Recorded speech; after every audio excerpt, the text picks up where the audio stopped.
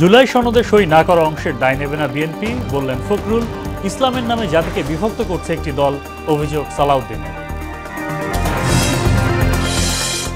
নির্বাচনের আগ মুহূর্তে আরপিও সংশোধনের দাবি অযৌক্তিক, মন্তব্য জামায়াতের। স্বাক্ষরের পর জুলাই সনদে বিতর্কের সুযোগ নেই, বলছে এনসিপি। মাঠ পর্যায়ের কর্মকর্তারা অসদাচরণ করলে কঠোর ব্যবস্থা, হুঁশিয়ারি ইসি আনোয়ারুলের।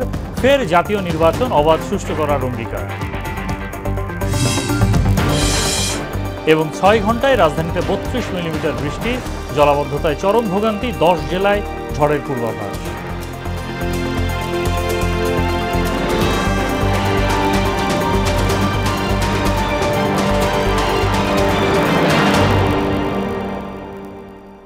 আসসালামু আলাইকুম, সবাইকে মোহনা সংবাদে স্বাগত।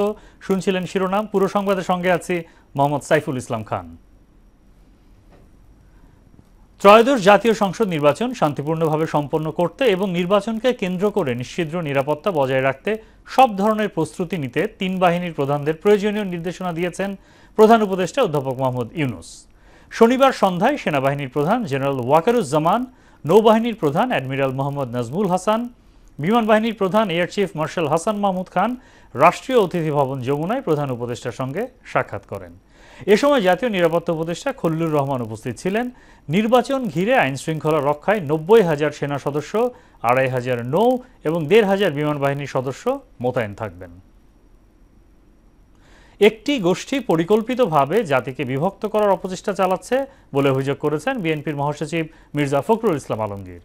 তিনি বলেন, নির্বাচন নিয়ে যত বাধা তার পুরোটাই জামায়াতের সৃষ্টি করা।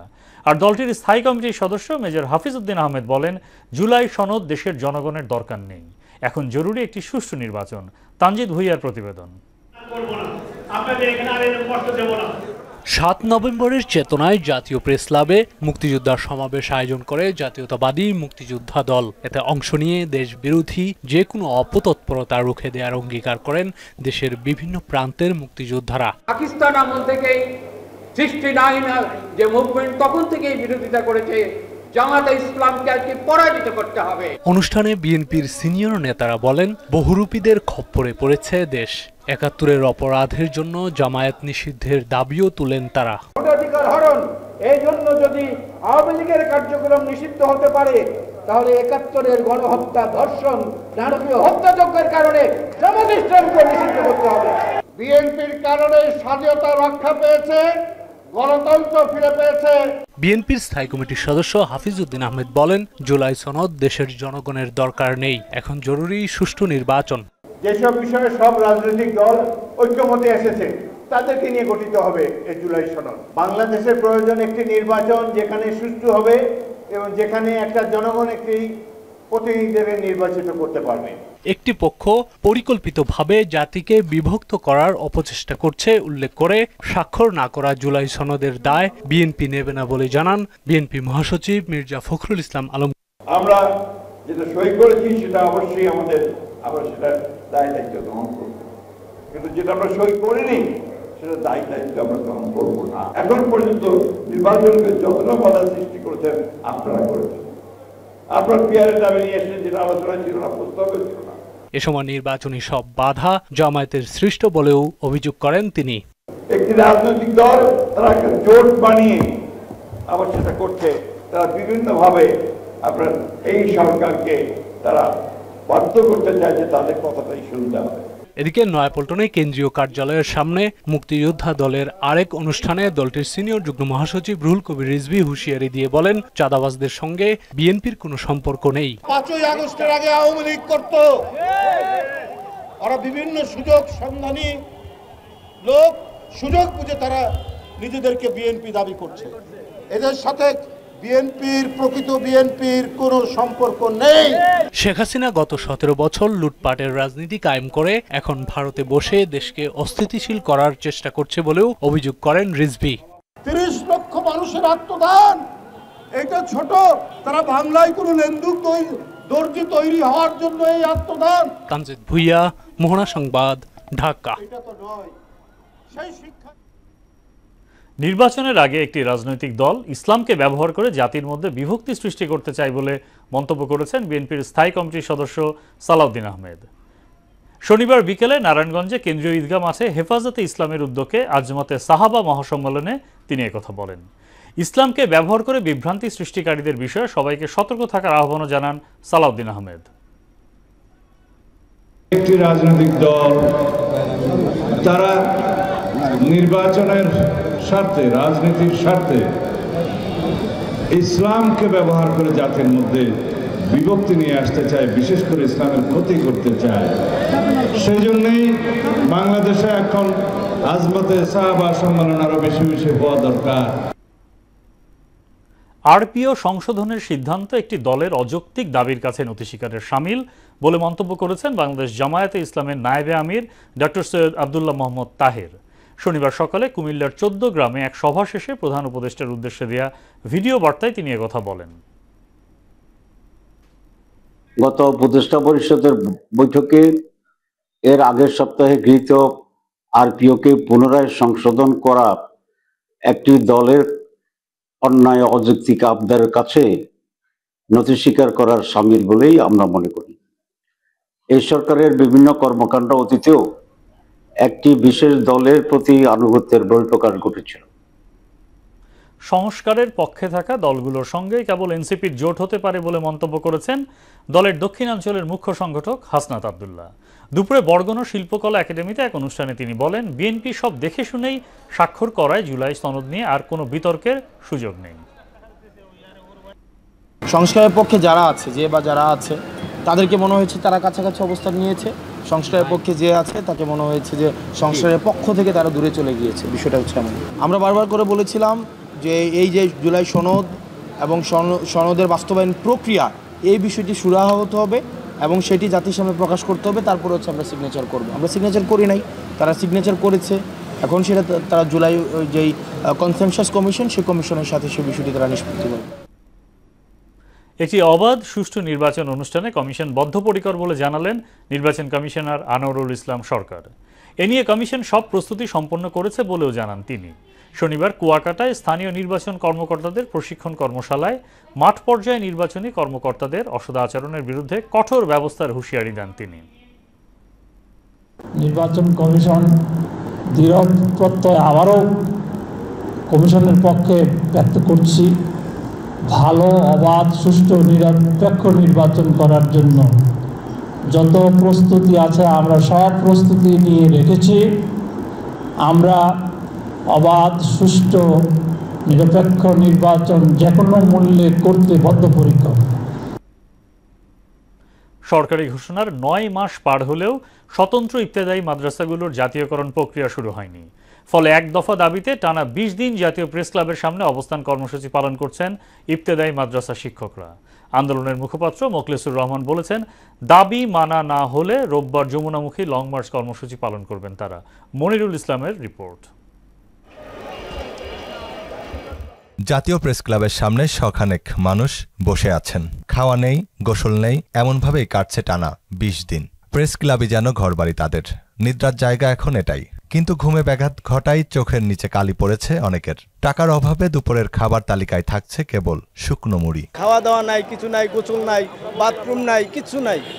আমাদের বাথরুম করতে হয় অনেক দূরে গিয়ে টাকা দিয়া করে। তো আমরা তো বাড়ি থেকে আসছি সামান্য টাকা নিয়ে। এরা সবাই অনুদানভুক্ত ও অনুদানবিহীন স্বতন্ত্র ইবতেদায়ী মাদ্রাসার শিক্ষক। আন্দোলনের শুরুতে 5 দফা দাবি থাকলেও এখন পরিণত হয়েছে জাতীয়করণ বাস্তবায়নের 1 দফায়। আগে আমাদের 5টা দাবি ছিল, এখন আমরা 5 দফা মানি না। আমাদের 1 দফা হইল জাতীয়করণ। সমাজে সংসারে কোনো জায়গায় আমরা সম্মান পাই না, যে আমরা চাকরি করি, বেতন নাই, টাকা নাই। শিক্ষকরা বলছেন আমলাতান্ত্রিক জটিলতা ও প্রতিহিংসার কারণে আন্দোলন অব্যাহত রাখতে বাধ্য হচ্ছেন তারা। বিভিন্ন অজুহাতে চাকরি জাতীয়করণের প্রক্রিয়া ঝুলিয়ে রাখা হয়েছে। সরকার সবকিছু দিতে পারে, কিন্তু আমাদের এই স্বতন্ত্র ইবতেদায়ী মাদ্রাসার বেতন দিতে পারে না, এটা সরকারের ব্যর্থতা। আমরা খেয়ে না খেয়ে আজকের 20 দিন ধরে এখানে অবস্থান করতেছি, কিন্তু সরকার আমাদের কোনো কিছু সারাই দিতেছে না। জাতীয়করণের গেজেট প্রকাশ না করলে রোববার প্রেস ক্লাব থেকে যমুনা অভিমুখে লং মার্চের ঘোষণা দিয়েছেন ইবতেদায়ী মাদ্রাসা শিক্ষক আন্দোলনের মুখপাত্র। রোজ রবিবার সকাল 11 ঘটিকার পরেই আমরা আন্দোলনরত শিক্ষকদের অবস্থান ধর্মঘট থেকে লং মার্চ টু কর্মসূচি পালন করব। আমরা দেশের সকল শিক্ষক সারা রাতে আমাদের আসতেছে। আগামীকাল কয়েক হাজার শিক্ষক নিয়ে আমাদের দাবি আদায়ের লক্ষ্যে, বাস্তবায়নের লক্ষ্যে আমরা প্রেস ক্লাব থেকে লং মার্চ টু যমুনা আমরা কর্মসূচি পালন করব।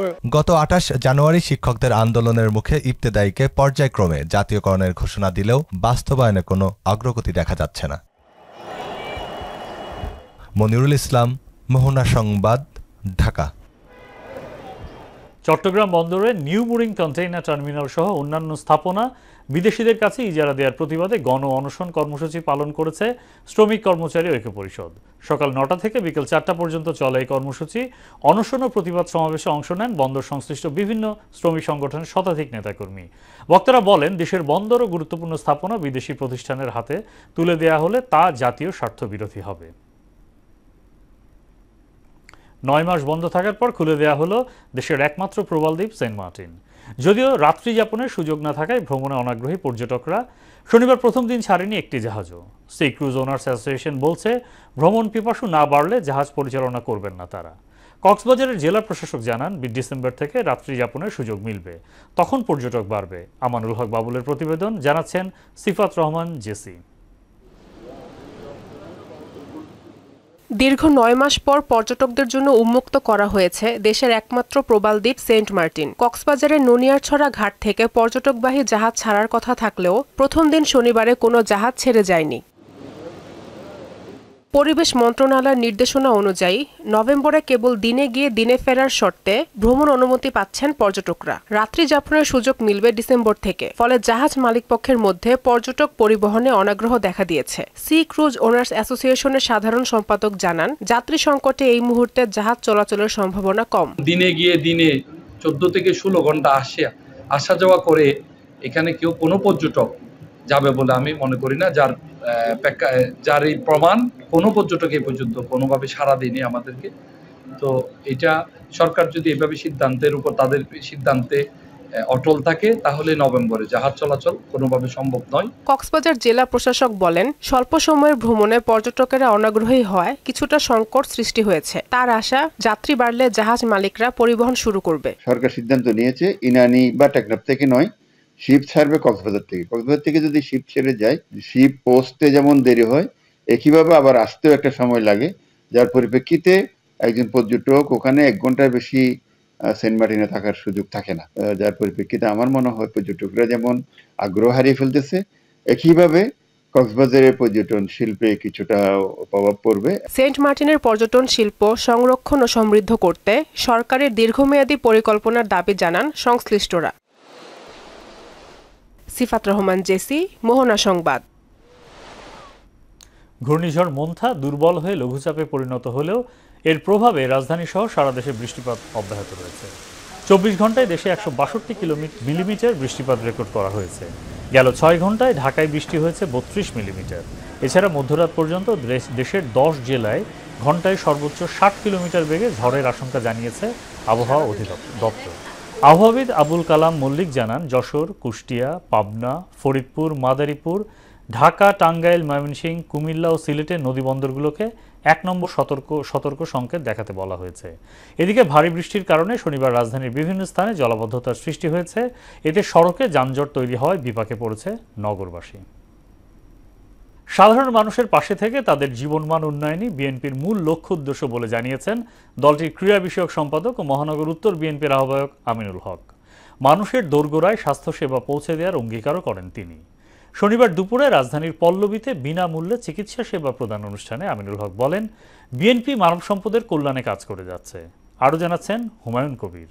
আমরা গরিব মানুষ, আমরা তত টাকা পয়সাতে চিকিৎসা করতে পারি না, এই জন্য আমরা এখানে আসছি। গরিব অসহায়দের চিকিৎসা সেবার কথা চিন্তা করে ঢাকা 16 আসনের রূপনগর ও পল্লবী থানার বিভিন্ন ওয়ার্ডে গত 3 মাস ধরে বিশেষজ্ঞ চিকিৎসকদের তত্ত্বাবধানে নাক, কান, গলা, চক্ষু, গাইনি, শিশু, ডেন্টাল ও চর্মরোগীদের জন্য প্রতি শনিবার বিনামূল্যে চিকিৎসা সেবা দিয়ে যাচ্ছেন ঢাকা মহানগর উত্তর বিএনপির আহ্বায়ক আমিনুল হক। বিনামূল্যে চিকিৎসা পেয়ে সন্তুষ্টি জানান সেবা প্রার্থীরা। এটা তো অনেক ভালো হয়েছে, কারণ অসহায় মানুষের জন্য এটা খুবই প্রয়োজনীয়। না, আমরাই পারি না ওষুধ কিনে খাইতে, ডাক্তার দেখাইতে গেলে অনেক ভিজিট দিতে হয়। আমরা আল্লাহ রহমত করে আমরা আমিনুল বাইরে ভোট দেব। পল্লবী থানা যুবদলের আহ্বায়ক হাজী নূর সালামের সভাপতিত্বে ঢাকা মহানগর উত্তর 6 নম্বর ওয়ার্ডে বিনামূল্যে চিকিৎসা সেবা কার্যক্রমের উদ্বোধন করেন ঢাকা মহানগর উত্তর বিএনপির আহ্বায়ক আমিনুল হক।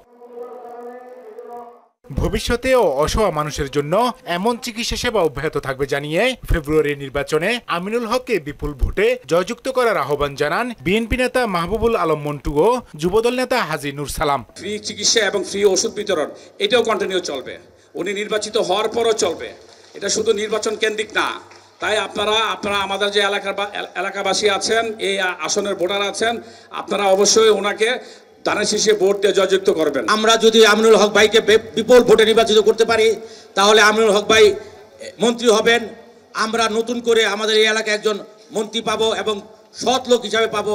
ঢাকা মহানগর উত্তর বিএনপির আহ্বায়ক আমিনুল হক জানান, বিএনপি প্রতিষ্ঠা লগ্ন থেকে মানুষের কল্যাণে কাজ করে আসছে। বলেন, দেশের সংকট মুহূর্তেও সাধারণ মানুষের পাশে থেকেছে এই দল। গত 17 বছরেও বাংলাদেশের যখন কোনো ক্রান্তিকাল, কোনো দুর্যোগ মুহূর্ত আমাদের সামনে উপস্থিত হয়েছে, আমরা কিন্তু আমাদের মাননীয় ভারপ্রাপ্ত চেয়ারম্যান জনাব তারেক রহমানের নির্দেশনায় আমরা কিন্তু সেই দুর্যোগ মুহূর্তগুলো সেই অসহায় মানুষের পাশে গিয়ে দাঁড়িয়েছি। বিএনপি ক্ষমতায় গেলে শিক্ষা স্বাস্থ্য খাত ঢেলে সাজানোর পাশাপাশি ব্যাপক কর্মসংস্থানের ব্যবস্থা করা হবে বলেও জানান তিনি। বাংলাদেশের শিক্ষা ব্যবস্থাকে নতুন করে ঢেলে সাজাতে চাই, আমরা বাংলাদেশের স্বাস্থ্য সেবাকে নতুন করে ঢেলে সাজাতে চাই, প্রত্যেকটি বেকার যুব সমাজকে কর্মসংস্থানের মাধ্যমে তাদের ভবিষ্যৎকে আমরা নিশ্চয়তা প্রদান করতে চাই। আগামী নির্বাচনে ধানের শীষ জয়ী হলে সুখী সমৃদ্ধ মানবিক বাংলাদেশ গড়ার অঙ্গীকার করেন বিএনপির জনপ্রিয় নেতা। বাংলাদেশ জাতীয়তাবাদী দল বিএনপিকে ধানের শীষে ভোট দিয়ে জয়যুক্ত করবেন। হুমায়ুন কবির, মোহনা সংবাদ, ঢাকা। আমরা একটি বিএনপির ভারপ্রাপ্ত চেয়ারম্যান তারেক রহমান বিদেশে থেকেও দলকে সুসংগঠিত করে রেখেছেন বলে মন্তব্য করেছেন বিএনপি চেয়ারপারসনের উপদেষ্টা ও যুক্তরাজ্য বিএনপির সভাপতি এম এ মালিক। তিনি জানান, চলতি মাসের শেষের দিকে দেশে ফিরবেন বিএনপির ভারপ্রাপ্ত চেয়ারম্যান, যার নেতৃত্বে কোটি কোটি মানুষ এখন ঐক্যবদ্ধ। শনিবার বিকেলে সিলেট দক্ষিণ সুরমা, ফেঞ্চুগঞ্জ ও বালাগঞ্জ উপজেলায় ধানের শীষের পক্ষে বিএনপির অঙ্গ সহযোগী সংগঠনের উদ্যোগে মিছিল পূর্ব সমাবেশে এসব কথা বলেন এম এ মালিক। নির্বাচনের আগে গণভোটের সুযোগ নেই জানিয়ে তিনি বলেন, একই দিন নির্বাচন ও গণভোট হলে দেশের মানুষের ভোগান্তি কমবে।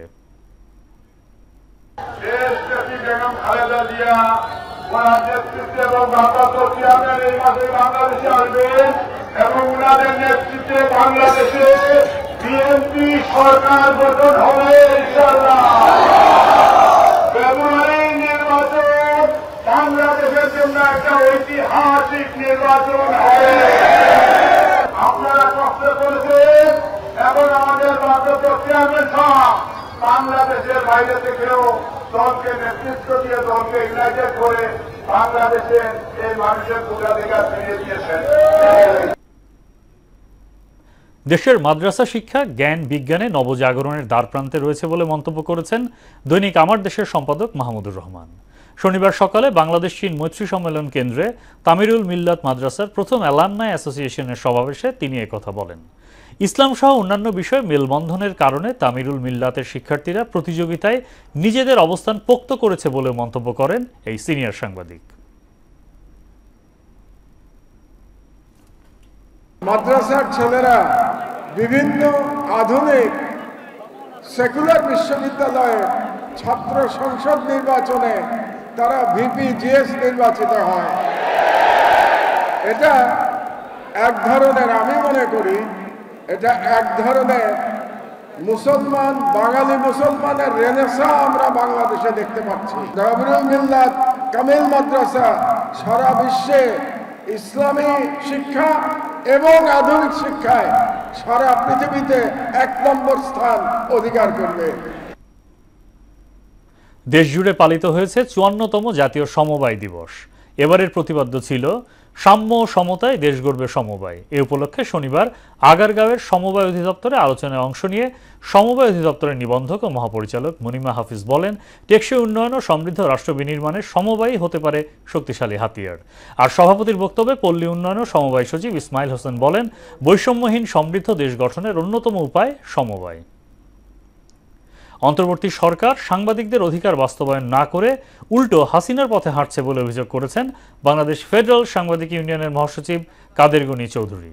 শনিবার জাতীয় প্রেস ক্লাবে সাগর রুনি হত্যাকাণ্ডের বিচার, 9ম ওয়েজ বোর্ড বাস্তবায়ন ও 10ম ওয়েজ বোর্ড গঠন সহ অন্যায়ভাবে চাকরিচ্যুত সাংবাদিকদের পুনর্বহালের দাবিতে আয়োজিত সমাবেশে তিনি এসব কথা বলেন। এ সময় গণমাধ্যমের স্বাধীনতা ও সাংবাদিকদের সুরক্ষায় বাংলাদেশ ফেডারেল সাংবাদিক ইউনিয়নের পক্ষে ৩৯টি দাবি পেশ করেন কাদের গনি চৌধুরী।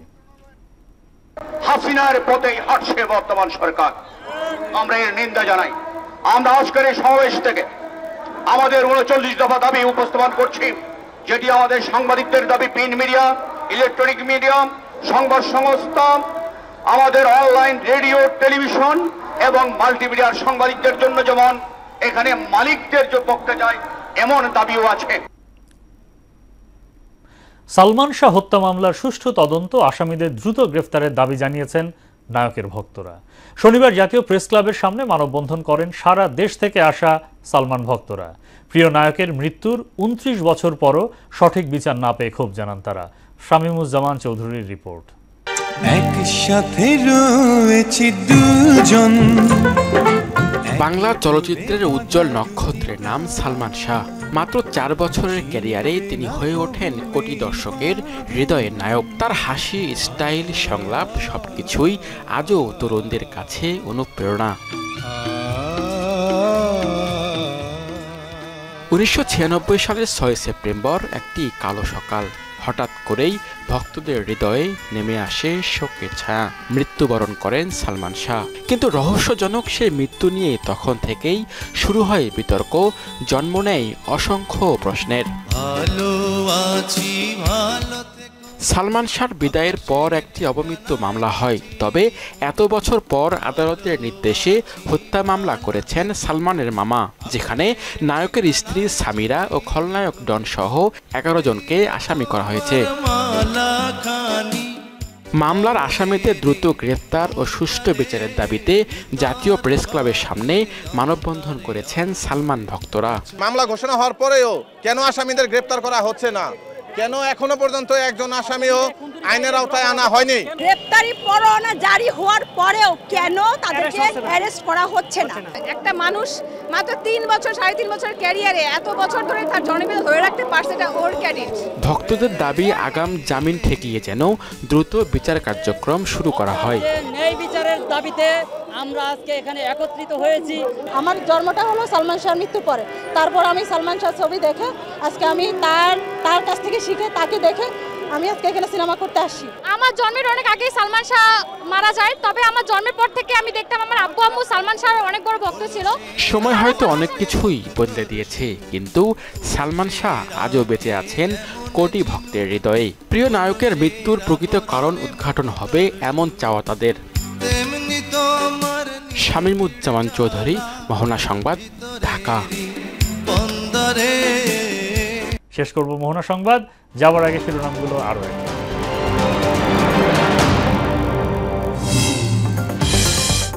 জুলাই সনদে সই না করা অংশের দায় নেবে না বিএনপি, বললেন ফখরুল। ইসলামের নামে জাতিকে বিভক্ত করছে একটি দল, অভিযোগ সালাউদ্দিনের। নির্বাচনের আগ মুহূর্তে আরপিও সংশোধনের দাবি অযৌক্তিক, মন্তব্য জামায়াতের। স্বাক্ষরের পর জুলাই সনদে বিতর্কের সুযোগ নেই, বলছে এনসিপি। মাঠ পর্যায়ের কর্মকর্তারা অসদাচরণ করলে কঠোর ব্যবস্থা, হুঁশিয়ারি ইসি আনোয়ারুলের। ফের জাতীয় নির্বাচন অবাধ সুষ্ঠু করার অঙ্গীকার। এবং ৬ ঘন্টায় রাজধানীতে ৩২ মিলিমিটার বৃষ্টি, জলাবদ্ধতায় চরম ভোগান্তি, ১০ জেলায় ঝড়ের পূর্বাভাস।